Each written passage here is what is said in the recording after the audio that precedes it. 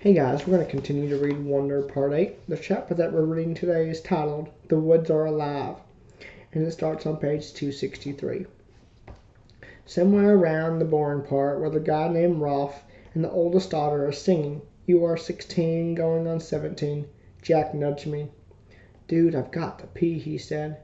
We both got up and kind of hopscotched over the kids who were sitting or laying down on the sleeping bags. Summer waved as we passed, and I waved back. There were lots of kids from the other schools walking around by the food trucks, playing the carnival games, or just hanging out. Of course, there was a huge line for the toilets. "Forget this, I'll just find a tree," said Jack. "That's gross, Jack." "Let's just wait," I answered.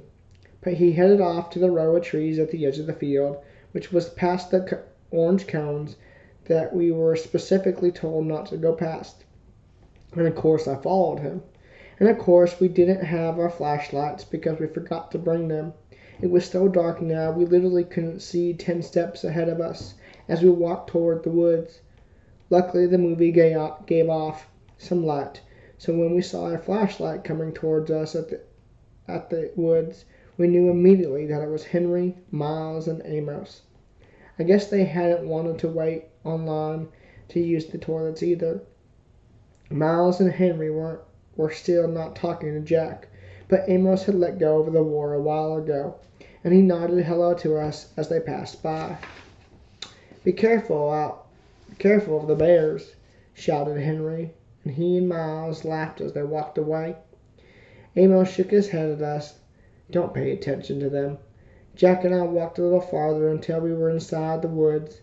Then Jack hunted around for the perfect tree and finally did his business. Though it felt like he was taking forever, the woods were loud with strange sounds and chirps and croaks, like a wall of noise coming out of the trees. Then we started hearing loud snaps not far from us, almost like a cap gun pops. That definitely weren't insect noises, and far away, like in another world, we could hear raindrops on roses and whiskers on kittens. "Ah, that's much better," said Jack, zipping up. "Now I have to pee," I said, which I did on the nearest tree. No way I was going farther in like Jack did. "Do you smell that? Like firecrackers," he said, coming over to me. "Oh yeah, that's what that is," I answered, zipping up weird.